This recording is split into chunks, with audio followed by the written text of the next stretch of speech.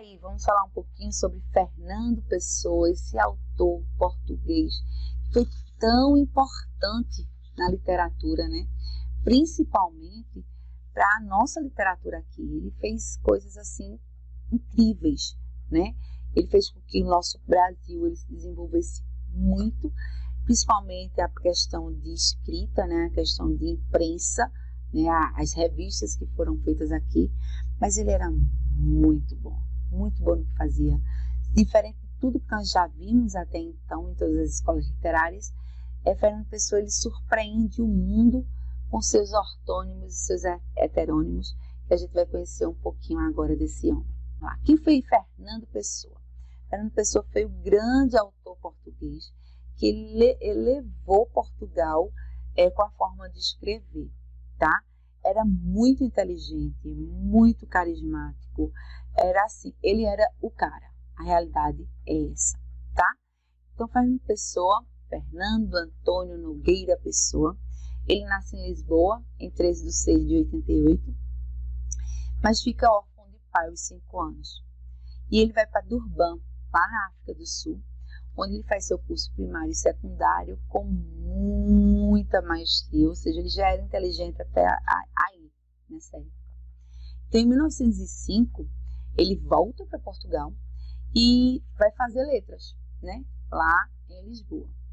Assiste às aulas por algum tempo e acaba abandonando a faculdade para se tornar correspondente comercial em línguas estrangeiras. Gente, era como se ele estivesse na faculdade e aquilo ali não chamasse mais atenção, sabe? Aquela coisa, não é isso que eu quero. E aí, em 1912, ele já está como crítico da revista Águia e 3 anos depois, ele vai liderar um grupo Orfeu que, por sinal, vai fazer a nova revista Orfeu. Ele era a antiga extinta revista e passava a colaborar com a Centauro, a Atena, Contemporânea, Presença, que eram as revistas da modinha na época. Então, ele passou ali a caminhar por esse mundo literário. Em 1934, então, ele participa de um concurso de poesia que foi promovido nacionalmente, tá certo? E ele sai, né, para ir fazer esse concurso lá em Lisboa e recebe nesse concurso o 2º lugar.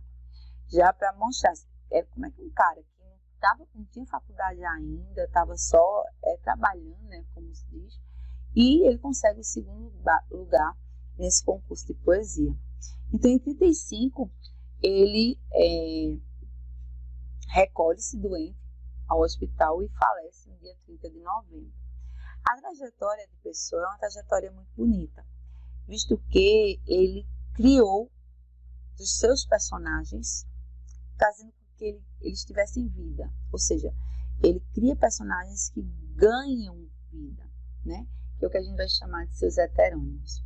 Então, Fernando Pessoa, ele tem um desdobramento muito diferente dos outros autores, porque ele tem o que a gente chama de personalidades poéticas bem peculiar, certo? E ele tem a capacidade que as pessoas se envolvem nos seus heteronômios de uma maneira tal que eles ganham vida mesmo. Então, a gente não diz que os personagens de Pessoa são pseudônimos, não, eles são realmente heterônimos de Pessoa. Então, ele inventa personagens poetas que criam ali função, criam biografias, criam nacionalidade, ou seja, eles têm um ano de nascimento e de morte a gente não sabe, porque ele não determinou o ano de morte dele, mas ele tem toda a trajetória, função, profissão, tudo que eles vão fazer. E os principais heteronômios dele é Álvaro de Campos, Ricardo Reis e Alberto Caeiro. Professora, só tem esses 3? Não, ele teve muitos outros, mas esses são os principais e é deles que nós vamos falar um pouquinho agora. Álvaro de Campos, ele é conhecido como um poeta das sensações do homem moderno. Ele era muito inquieto. Ele queria ter ali no século XX tudo muito novo, que tivesse muito movimento, que tivesse máquinas. Ele pensava assim, à frente, sabe? E ele era muito tomado pela emoção. Então ele tem uma consciência de vida progressista muito grande, porque ele é da era da máquina, do barulho, da eletricidade, da velocidade. Mas apesar de tudo isso, dele ser tão progressista, dele pensar tanto no futuro, ele ainda é um poeta triste. Então todos os seus poemas, eles têm esse lado assim, melancólico, tá? Então o seu poema mais conhecido é o Ode Triunfal, Tabacaria e Poema em Linha Reta. Ricardo Reis. O Ricardo Reis foi um poeta neoclássico, ou seja, ele devolve os clássicos, mas com a roupagem nova. Ele é helenista e, portanto, ele cultiva ali algumas estruturas bem interessantes. Ele tem sua poesia focada no carpe diem, certo? Ou seja, todas as suas odes ele escreve através de odes. Vai ter naquela questão de você viver a vida, um momento, aproveitar cada segundo como se não tivesse outro dia. Então, tudo para ele é assim, muito rápido. Eu tenho que aproveitar o presente, sem pensar muito no futuro. E ele cultua o paganismo. Alberto Caeiro já é o diferentão de todos. Ele é considerado poeta, pastor, e eles Fernando chama ele de meu mestre Caeiro, porque para ele é o mais importante.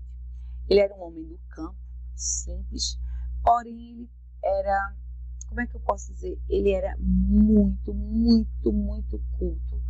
No lado, ele era do campo, sim, mas ele era muito inteligente, assim, do lado de entender a vivência humana, sabe? Todos os poemas dele, estão reunidos com o título de O Guardador de Rebanhos e Poemas Completos do Caeiro. Então, esse daqui para Fernando era muito, muito, muito importante. Além de tudo, Fernando Pessoa, ele era o ortônimo desses heteronômios. O que é o ortônimo, professora? É aquela pessoa que assina aqueles heteronômios, aquelas facetas distintas que ele cria. E ele capta ali todo o lirismo do passado português e vai evoluindo com muita saudade, devagarzinho, tudo que ele vai sentindo, todas as sensações, todas as emoções, de uma forma muito requintada, de uma forma muitas vezes até exagerada, sabe? E ele influencia de uma maneira muito interessante o cubismo e o futurismo que surgiu lá na vanguarda europeia, que vocês vão ver daqui a pouquinho. Então, aqui a gente tem uma mensagem, que é do livro exemplar, composto por 44 poemas, e é uma mensagem ao povo português, que ele em plena ditadura lá, ele diz: como se pessoa quisesse sacudir os brios da pátria e fazer lembrar do tempo de grandeza, a conquista e a prosperidade. Porque Pessoa tinha isso, ele tinha essa forma de escrever de maneira muito interessante, apesar de dividir-se em tantas personas, né? Tantas personagens, ele criava pessoas de fato e de direito. Então, do livro dele mesmo, quanto ortônimo, a gente vai ter o livro Mensagem, que foi dividido em 3 partes: o brasão, o mar português e o encoberto. E ele fala no brasão das figuras lendárias de Portugal, né? Como Dom Afonso Henriques, Dom Dinis, e do início, como surgiu Portugal. Em mar português, ele fala um pouquinho das navegações, das conquistas, inclusive colocando o Brasil como sua grande conquista. E o encoberto, ele fala sobre o Quinto Império, da forma como ele tem. Então, Fernando Pessoa, minha gente, ele era assim surreal, a forma que ele trabalhava, que ele indagava, que ele questionava, que ele vinha, e assim fez a gente perceber que a literatura realmente ela é vida, ela é arte, ela é cultura, ela é tudo que a gente pode transpor essa realidade, mesmo que de forma sonhada, de forma muito intensa, mas ele conseguia colocar isso para fora com muita maestria. Então, os heterônimos de Pessoa, eles tinham nome, sobrenome, data de nascimento, o que faziam, um era médico, o outro era engenheiro, o outro era era do campo, mas assim, cada uma com sua personalidade distinta, entende? Então, Fernando Pessoa foi o grande autor português, mas ele ensinou muito para nós brasileiros, influenciou muito no modernismo brasileiro também. Se vocês quiserem, é só solicitar mais algumas coisas de Fernando Pessoa, mas eu acredito que por isso aqui, e pelo que a gente viu em sala de aula, eu tenho certeza que vai dar para vocês fazerem a provinha de vocês. Um beijo bem grande. Daqui a pouco a gente vai ver um pouquinho da vanguarda europeia, tá bom? Cheiro para vocês. E aí, meus amores, como é que vocês estão? Vamos começar agora a nossa revisãozinha rápida de literatura, né? Esse assunto maravilhoso, que vai ser vanguardas europeias. O que seria vanguardas europeias? Será que é aqui no Brasil? Foi aqui no Brasil? Isso? Não lembro. A gente vai ver tudo isso agora, tá? O brasileiro, como sempre, ele é um povo muito criativo, né? E o que acontece? Lá na Europa, quando teve todas aquelas escolas estudadas, teve o que a gente vai chamar de vanguarda europeia. Nós não quisemos isso, nós não queremos isso aqui, afirmavam os brasileiros. E nós instituímos o que a gente chama de pré-modernismo, que não foi uma escola literária, tá? Não foi reconhecida como escola literária, mas foi quem deu o primeiro passo para o que a gente vai chamar de Semana de Arte Moderna. Mas para que isso tudo aconteça aqui, nós vamos ter o que a gente chama de vanguarda europeia lá na Europa. E isso daqui, apesar de a gente não ter tido essa vanguarda, a gente tem muita coisa dessa vanguarda, muita coisa estranha, né? De fato estranha. Por quê, professora? Porque a vanguarda europeia assim, ela quis rasgar tudo que a gente viu, jogar tudo fora e vamos lá, vamos fazer algo completamente diferente. E foi o que eles fizeram. Então, eles começaram a trabalhar essa vanguarda europeia da seguinte maneira. Eles tiraram tudo que eles já tinham e tentaram fazer algo novo. Então, a palavra vanguarda, ela deriva do francês avant-garde, que é um termo militar que, na realidade, era uma campanha que ia à frente na unidade, tá? Então, lá no século XX, ela passou a ser empregada para uma forma de arte, de ideias, que fosse muito, muito, muito à frente do seu tempo. Essas vanguardas, então, surgem lá no século XX, atravessando lá a Guerra Mundial, e ela vai terminar na Segunda Guerra Mundial. Então, essas produções artísticas, elas só vão cessar diante do terror nazista. Quais são os principais movimentos europeus? Futurismo, expressionismo, cubismo, dadaísmo e surrealismo. Essas são as principais, tá? Então, essas vanguardas europeias, ela vem com a função de transformação tecnológica, principalmente na virada desse século, entre o 19 e o 20, tá? Então, a gente vai perceber que muita coisa vai vir assim, rápida demais, tá? Vai surgir o automóvel, o avião, o cinema, eles vão ter um cinema mais movimentado, ou seja, vai ter um olhar diferenciado para esse homem moderno. E a gente vai ter novas maneiras do homem perceber essa realidade. Então, a todas essas transformações vai surgir também diante das manifestações artísticas. Vale salientar que as vanguardas europeias é mais artística do que propriamente literária. Mas também a gente sabe que literatura é tudo, né? Arte, cinema, novela, filme, toda manifestação artística, a literatura está inserida.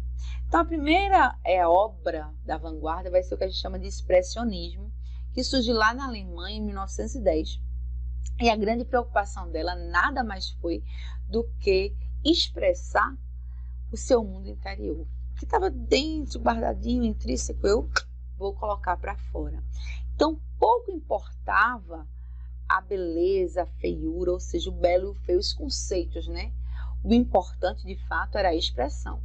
Então eles valorizavam principalmente as composições que eram abstratas e as imagens que eram distorcidas. Era quase que uma caricatura, sabe? Então ele desenvolve ali pinturas e caricaturas e formas distorcidas, mas que fazem um grande sucesso e ganha assim uma estruturação enorme, tá? Quais são os principais representantes dessa época?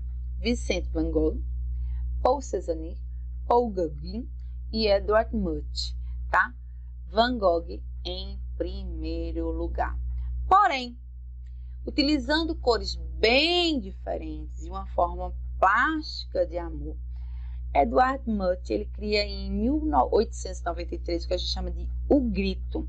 Gente, acho que a imagem que mais sai no Enem é esta aqui. Então ela deforma a figura para ressaltar o sentimento que ele queria mostrar, que era o grito, né? O grito entalado na garganta, o que eu estava ali inserido, intrínseco, que eu quero colocar para fora, tá?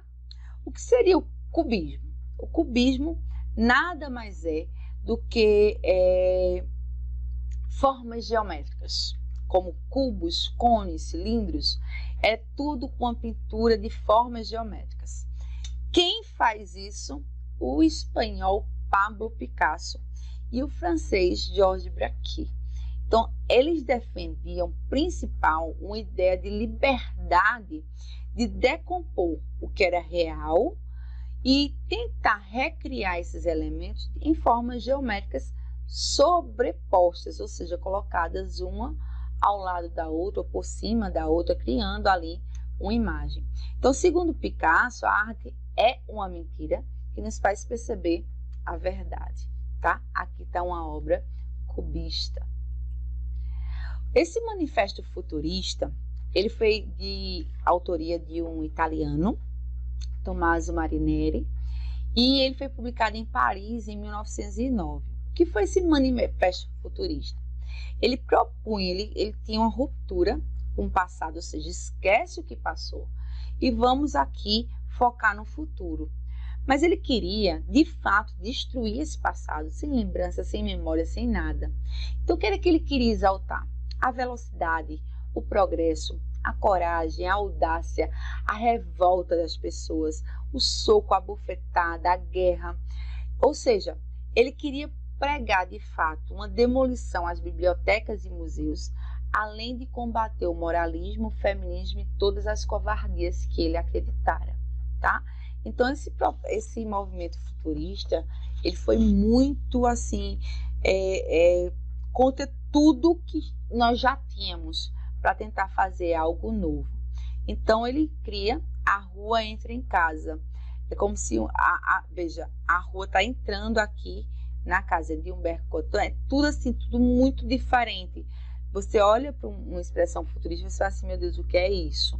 Né? Para você poder entender o que de fato eles estão querendo colocar. O dadaísmo. O que foi o dadaísmo? Ele foi fundado lá na Suíça, em 1916, e ele foi o movimento mais radical. Gente, por que foi mais radical? Porque a palavra dada foi escolhida por Tristara, que era líder desse movimento, e era assim, o que é que podia se classificar como dada? Tudo, certo? Então, assim, era o rabo de vaca sã, tama de leite, banho, etc. Ou seja, eu ia colocar ali tudo e ao mesmo tempo nada. Porque os dadaístas, de fato, eles propõem nada, exceto destruir esse passado e viver o presente e o futuro.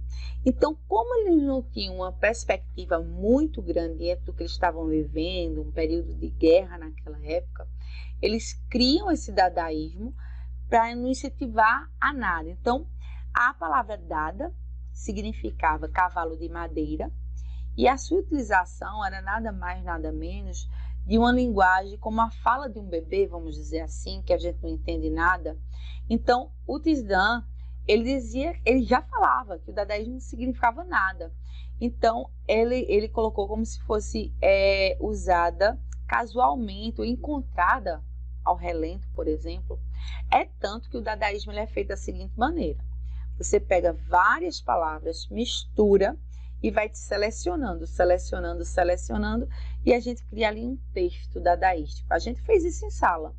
Além da parte escrita, nós temos também o handmade, que é transformar em arte objetos do cotidiano. Aqui está uma técnica que deu origem à arte pop e que a gente vê muito nos livros de arte e literatura.